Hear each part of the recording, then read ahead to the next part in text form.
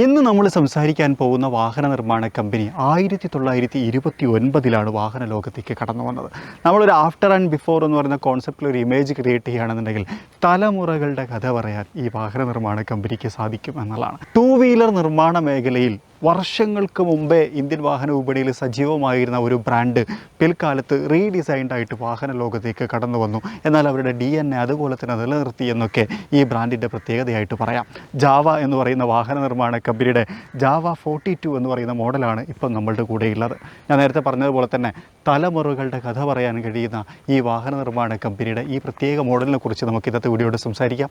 എല്ലാ കൂട്ടുകാർക്കും നമ്മളുടെ പുതിയൊരു വീഡിയോയിലേക്ക് ഹൃദ്യമായ സ്വാഗതം.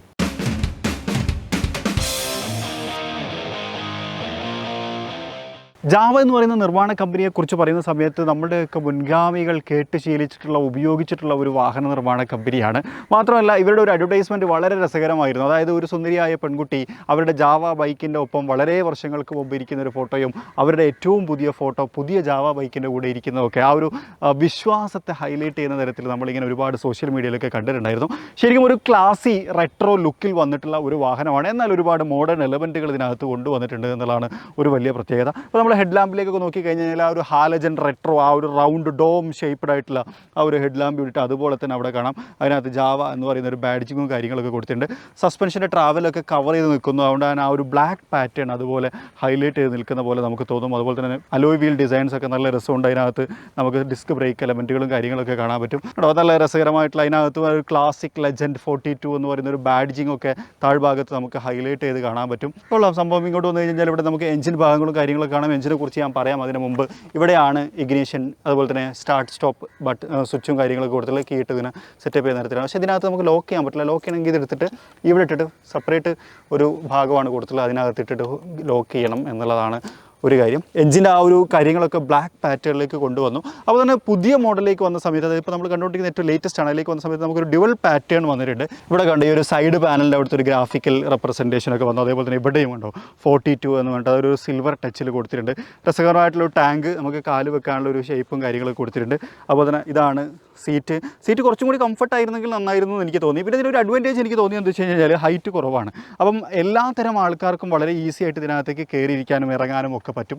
മാത്രമല്ല ഇതുകൊണ്ടുള്ള മറ്റൊരു അഡ്വാൻറ്റേജ് ഇപ്പം ഒരു സ്കൂട്ടിയിൽ നിന്നൊക്കെ ബൈക്കിലേക്ക് അപ്ഗ്രേഡ് ചെയ്യുന്ന ഒരാളാണെന്നുണ്ടെങ്കിൽ അവർക്ക് കാലെത്താത്ത പ്രശ്നം അല്ലെങ്കിൽ സീറ്റിൽ ഇരിക്കുമ്പോഴുള്ള ബുദ്ധിമുട്ട് അങ്ങനത്തെ കാര്യങ്ങളൊന്നും ഉണ്ടായിരിക്കുക. ഭയങ്കര ഫെമിലിയർ ആയിട്ടുള്ള ഒരു സീറ്റിംഗ് പൊസിഷൻ പോലെ ഫീൽ ചെയ്യും എന്നുള്ളതാണ്. ഇനി ഇങ്ങോട്ട് വന്നു കഴിഞ്ഞാൽ ഇവിടെ ജാവ 42 എന്ന് പറഞ്ഞിട്ട് നമുക്ക് ആ ഒരു ഗ്ലോ ബോക്സ് പോലത്തെ ഭാഗങ്ങളും കാര്യങ്ങളൊക്കെ കാണാം. ബ്രേക്കിൻ്റെ എല്ലാം തന്നെ ഒരു മാറ്റ് ബ്ലാക്ക് എലമെൻറ്റിലേക്ക് കൊടുത്തിട്ടുണ്ട്. അതേപോലെ തന്നെ ഇവിടെ ഉണ്ടാവും നമ്മുടെ എക്സോസ് പൈപ്പ് കാണാം. ഡുവൽ സൈഡായിട്ടാണ് എക്സോസ് പൈപ്പ് വന്നുള്ളത്. അതുപോലെ തന്നെ റിയറിലും നമുക്ക് ഡിസ്ക് ബ്രേക്കും കാര്യങ്ങളൊക്കെ കാണാം. അപ്പോൾ തന്നെ ഈ ഒരു അലോയിൻ്റെ ഡിസൈനൊക്കെ എന്ന് പറഞ്ഞു കഴിഞ്ഞാൽ ഒരു പ്രീമിയം ഡയമണ്ട് കട്ട് അലോയ് ആയിട്ടാണ് ഇതിനകത്ത് ക്രമീകരിച്ചിട്ടുള്ളത്. മറ്റൊരു കാര്യം സൈഡ് പ്രൊഫൈൽ എന്ന് പറയുന്ന സമയത്ത് ഇതിൻ്റെ ഗ്രൗണ്ട് ക്ലിയറൻസ് ഒരുപാട് ആൾക്കാർ നേരത്തെ കംപ്ലയിൻറ്റ് പറഞ്ഞാൽ അത് 7 മില്ലിമീറ്റർ ഇത്തവണ എന്തൊക്കെയുണ്ട് കൂട്ടിയിട്ടുണ്ട് എന്നുള്ളതാണ്. അതും ഈ പുതിയ മോഡലിലേക്ക് വന്ന സമയത്തുള്ള മറ്റൊരു വ്യത്യാസമാണ്. ഫെൻഡേഴ്സും കാര്യങ്ങളൊക്കെ പുതിയത് കൊണ്ടുവന്നു. അതുകൊണ്ട് തന്നെ കുറച്ചും കൂടി ഒരു സ്പോർട്ടിയർ ലുക്ക് വരുന്നു. ഇനി ബാക്കിലേക്ക് വരുന്ന സമയത്ത് ഇവിടുത്തെ ലാമ്പ് യൂണിറ്റ് കാര്യങ്ങളൊക്കെ നമുക്ക് അവിടെ കാണാൻ കഴിയും. ഹാലജനാണ്. അത് ആ ഒരു റെട്രോ നിലനിർത്താൻ വേണ്ടി ചെയ്തിട്ടുള്ളതാണെന്നാണ് ഞാൻ മനസ്സിലാക്കുന്നത്. മറ്റൊരു കാര്യം എന്ന് വെച്ച് കഴിഞ്ഞാൽ റിയർ സസ്പെൻഷനും കാര്യങ്ങളൊക്കെ ഇമ്പ്രൂവ് ചെയ്തിട്ടുണ്ട്. അതുകൊണ്ട് തന്നെ നേരത്തെ ചില ആൾക്കാർ അങ്ങനെ ഒരു കംപ്ലയിൻറ്റ് പറഞ്ഞിരുന്നു, റിയർ സസ്പെൻഷൻ കുറച്ചുകൂടി ഇമ്പ്രൂവ് ആയിരുന്നെങ്കിൽ നന്നായിരുന്നു എന്ന് പറഞ്ഞു. ആ ഒരു കാര്യവും പുതിയ ജാവയിൽ പരിഗണിച്ചിട്ടുണ്ട് എന്നുള്ളതാണ്. ഇനി സൈഡിൽ നിന്ന് പറയുന്ന സമയത്ത് ഇവിടെ ഗിയേഴ്സ് ഉണ്ട്. ഒന്ന് ഫസ്റ്റ് ഫ്രണ്ടിലേക്കും അതുകൊണ്ട് ബാക്കിയൊക്കെ ബാക്കിലേക്ക് കൂടുന്ന തരത്തിലാണ് ഗിയർ സിസ്റ്റം ക്രമീകരിച്ചിട്ടുള്ളത്. എഞ്ചിൻ ഒരു 294 cc എഞ്ചിനാണ്. പക്ഷേ ഈ എഞ്ചിനെ കുറിച്ച് പറയുന്ന സമയത്ത് അത്രയും വലിയൊരു ഹെവി എഞ്ചിനാണ് നമ്മൾ ഡ്രൈവ് ചെയ്യുന്നതെന്നുള്ള ഫീലില്ലാതെ നമുക്ക് സ്മൂത്തായിട്ട് ഡ്രൈവ് ചെയ്യാൻ പറ്റും. ഞാൻ ഡ്രൈവ് ചെയ്യുന്ന സമയത്ത് പറയാം 26 HP പവറും 26 Nm അതായത് 26.90 HP 26.80 Nm ടോർക്കുമാണ് ഇത് ഇനീഷ്യേറ്റ് ചെയ്യുന്നത് എന്നുള്ളതാണ്. ആ ടോർക്കും ഭയങ്കര ബാലൻസ്ഡാണ്. അതിനെക്കുറിച്ചൊക്കെ സംസാരിക്കാം. ഇവിടെ പുതിയൊരു റേഡിയേറ്റർ പാറ്റേൺ അതുപോലെ ബാഷ് പ്ലേറ്റ് ഇതൊക്കെ പുതുതായിട്ട് വന്നിട്ടുള്ളതാണ്. അപ്പം അങ്ങനെ ഒരു ചെറിയ മാറ്റവും ആ ഒരു ഭാഗത്ത് നിന്ന് നമുക്ക് കാണാൻ കഴിയും എന്നതാണ്. ഇനി നമുക്ക് ഹാൻഡിലേക്ക് വരാം. ഹാൻഡിലേക്ക് വരുന്ന സമയത്ത് കുറച്ചും കൂടി ഒരു ട്വീക്കഡ് ആയിട്ടുള്ള ഒരു ഹാൻഡിലാണ് ഇതിനകത്ത് വന്നിട്ടുള്ളത്. പുതിയ ഗ്രിപ്പും കാര്യങ്ങളൊക്കെ ഹാൻഡിൽ ഗ്രിപ്സും കാര്യങ്ങളൊക്കെ പുതിയൊരു പാറ്റേണിലേക്ക് കൊണ്ടുവന്നു. അതുപോലെ തന്നെ മിറേഴ്സ് അവൈലബിൾ ആണ്. ഇനി നമുക്ക് ബാറിൻ്റെ മിറേഴ്സ് വേണമെന്നുണ്ടെങ്കിൽ അത് ആക്സറീസ് ആയിട്ട് അവൈലബിളും ആണ് എന്നുള്ളതാണ്.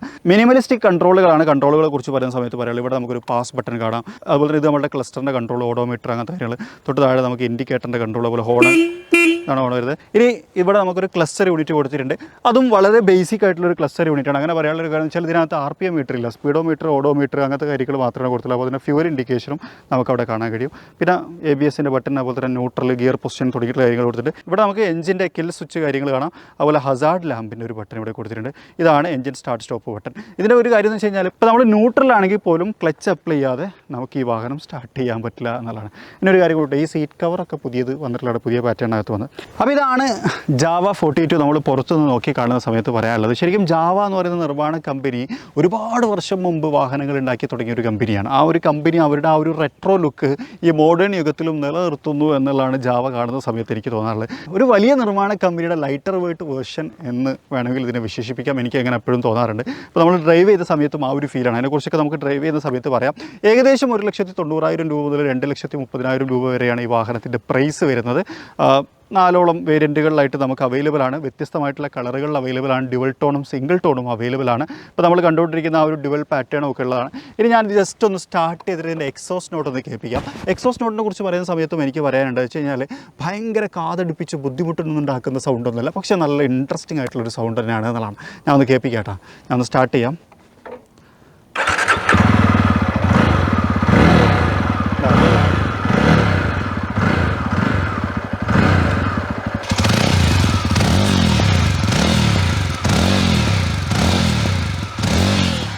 ഇതാണ് സംഭവം. ഞാനിപ്പോൾ എഞ്ചിനെ കില്ല് ചെയ്തു. ഓക്കെ, ഇനിയിപ്പോൾ ഞാൻ ഇരിക്കുന്ന സമയത്ത് നിങ്ങൾ നോക്കിയാൽ ഞാൻ ശരിക്കും ഒരു 6 അടി ഉയരമുള്ള ഒരാളാണ്. പക്ഷേ എന്നിട്ട് കഴിഞ്ഞാലും എനിക്ക് ഓക്കെ ആയിട്ട് ഇതിനകത്ത് ഇരിക്കാൻ പറ്റുന്നുണ്ട്. എൻ്റെ അത്ര ഹൈറ്റ് ഇല്ലാത്ത ആളുകൾക്കും ഇതിനകത്ത് ഇരിക്കാം. ഒരു ഗ്രാബ് വെച്ചിരുന്നെങ്കിൽ നന്നായിരുന്നു എന്നൊരു തോന്നൽ മഷൂദ് ബാക്കിലിരുന്നപ്പോൾ പറഞ്ഞിട്ടുണ്ടായിരുന്നു കേട്ടോ. കാരണം വെച്ചാൽ മഷൂദ് എത്ര നേരം ബാക്കിലിരുന്ന് പിടിക്കാനൊന്നുമില്ല, എന്നെ പിടിച്ചിരിക്കേണ്ടി വരും. വേറെല്ലാം നൈസാണ്. അതുപോലെ തന്നെ ഈ ഒരു സീറ്റിനകത്ത് കുറച്ചും കൂടി കുഷ്യൻ ഉണ്ടായിരുന്നെങ്കിൽ നല്ലതായിരുന്നു എന്നുള്ളൊരു അഭിപ്രായം എനിക്കുണ്ട്. ബാക്കി വിശേഷങ്ങളൊക്കെ ഞാൻ ഡ്രൈവ് ചെയ്യുന്ന സമയത്ത് പറയാം. അവർ നമ്മൾ ജാവ 42 ഒന്ന് ഡ്രൈവ് ചെയ്യാൻ പോകണം. ഡ്രൈവ് ചെയ്യാൻ പോകുമ്പോൾ അത് നമ്മൾ ഇഗ്നിഷൻ ഓൺ ആക്കണം. അത് ഇവിടെയാണ് കൊടുത്തിട്ടുള്ളത്, നമ്മൾ പറഞ്ഞിട്ടുണ്ട്. ഇഗ്നിഷൻ ഓൺ ആക്കുമ്പോൾ ഇങ്ങോട്ട് നോക്കി കേട്ടോ. ഹായ് എന്നൊക്കെ എഴുതി കാണിക്കുന്നുണ്ട്. ഓക്കെ, ഞാൻ നേരത്തെ പറഞ്ഞ പോലെ തന്നെ ക്ലച്ച് അപ്ലൈ ചെയ്തിട്ട് സ്റ്റാർട്ട് ചെയ്യണം. അത് ന്യൂട്രലാണെങ്കിലും അങ്ങനെ തന്നെയാണ്.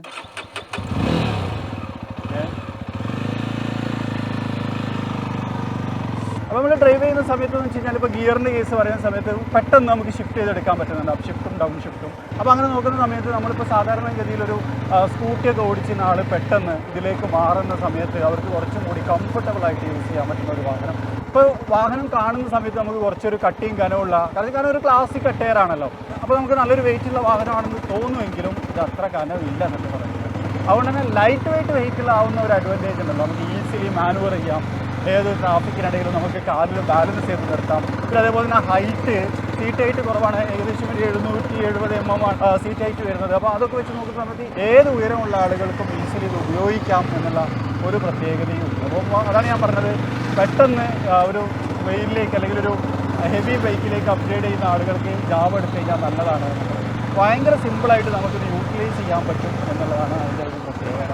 പിന്നെ ഈ വാഹനം കൊണ്ടുനടക്കുന്ന സമയത്ത് ഇപ്പോൾ ഇതിനകത്ത് 294 cc എഞ്ചിനാണുള്ളത്. അത് നമ്മൾ പറയുമ്പോഴും ഭയങ്കര നല്ലൊരു എഞ്ചിനാണ്. ഭയങ്കര സ്മൂത്താണ്, ഭയങ്കര നോയ്സി അല്ല. ഹീറ്റ് ചെറുതായിട്ടുണ്ട്, ഇല്ല എന്ന് ഞാൻ പറയുന്നില്ല. പക്ഷേ എന്ന് കഴിഞ്ഞാൽ അത് ഓവറല്ല. പിന്നെ വൈബ്രേഷൻ അത്ര വലിയ പ്രശ്നങ്ങളില്ല. അങ്ങനെ കുറേ അഡ്വാൻറ്റേജ് ഇപ്പം കോമ്പീറ്റ് ചെയ്യുന്ന മോഡലുകളൊക്കെ അപേക്ഷിച്ച് അങ്ങനെ കുറേ അഡ്വാൻറ്റേജുകൾ ഈ വാഹനത്തിനകത്തുണ്ടെന്നാണ്. പിന്നെ ഈ ഒരു മിറർ ഇത് അത്ര വിസിബിൾ ആണെന്ന് ഞാൻ പറയുന്നില്ല, പക്ഷേ ഓക്കെയാണ്. അതൊരു റെട്രോ ലുക്ക് നിലനിർത്താൻ വേണ്ടി അങ്ങനെ കൊടുത്തിട്ടുള്ളതാണെന്നുള്ളതാണ്. പിന്നെ സീറ്റ് പൊസിഷനും നൈസാട്ടോ. നമുക്കങ്ങനെ എത്ര ദൂരം വേണമെങ്കിലും കൂളായിട്ട് ഡ്രൈവ് ചെയ്ത് പോവാം. വൈബ്രേഷൻ ഇല്ല എന്നുള്ളതുകൊണ്ട് തന്നെ കയ്യിന് വലിയ ബുദ്ധിമുട്ടുകളില്ല എന്നുള്ളതൊരു ഗുണമാണ്. പിന്നെ സസ്പെൻഷൻ, ഇപ്പോൾ ഈ വാഹനം ഓടിക്കാൻ തുടങ്ങിയിട്ട് കുറച്ച് നേരമായി. ഞങ്ങൾ എടുത്തിട്ട് ഇപ്പോൾ ഷൂട്ടിന് ഇവിടെ കൊണ്ടുവന്നു, പിന്നെ അതിനിടയിൽ ഓടിച്ച് നടന്നു. അങ്ങനെയൊക്കെ നോക്കുമ്പോൾ സസ്പെൻഷനും അത്യാവശ്യം നല്ലതാണ്. ഇപ്പം ഒരു അപ്ഡേഷനൊക്കെ വന്ന സമയത്ത് കുറച്ചും കൂടി ഒരു സ്മൂത്ത് ആയിട്ടുള്ളൊരു ഫീൽഡിലേക്ക് ഇത് വന്നിട്ടുണ്ട്.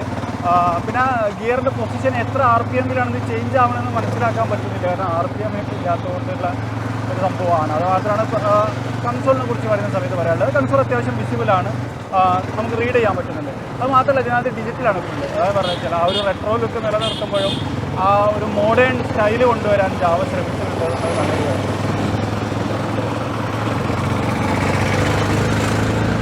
പിന്നെ നമുക്കിപ്പം ഓവർടേക്ക് ഒക്കെ ചെയ്ത് കയറണമെന്നുണ്ടെങ്കിലൊക്കെ വളരെ ഈസി ആയിട്ട് നമുക്ക് കയറി കൊണ്ടുപോകാൻ പറ്റുന്നുണ്ട്. ഒരു കുഴപ്പമില്ല. നമുക്ക് സ്പീഡിലേക്ക് ആയിട്ടാണ് ഒരു കുഴപ്പമില്ല. നമുക്ക് 60-70 വളരെ ഈസി ആയിട്ട് പിടിക്കാൻ പറ്റുന്നുണ്ട്. അപ്പോൾ ശരിക്കും നല്ലൊരു വാഹനം എന്ന് തന്നെ പറയാം. ശരിക്കും നമ്മൾ ആ ഒരു റെട്രോ ഫീൽ ആസ്വദിക്കുന്നതിനൊപ്പം തന്നെ ഭയങ്കര സ്മൂത്തായിട്ടുള്ള ഒരു എഞ്ചിൻ, കാതടിപ്പിക്കുന്ന ശബ്ദങ്ങളില്ല, അങ്ങനെ ശബ്ദം കൊണ്ടുണ്ടാകുന്ന ബുദ്ധിമുട്ടുകളൊന്നും ഇല്ലാതെ ഭയങ്കര ബാലൻസ്ഡ് ആയിട്ടുള്ള വാഹനം. ശരിക്കും നമുക്കൊരു നല്ല CC വാഹനം ഓടിക്കുന്ന ഫീലും കിട്ടുന്നുണ്ട്. അങ്ങനെയൊക്കെ നോക്കുന്ന സമയത്ത് നല്ലൊരു ഓപ്ഷനായിട്ട് എനിക്ക് ജാവ തോന്നി.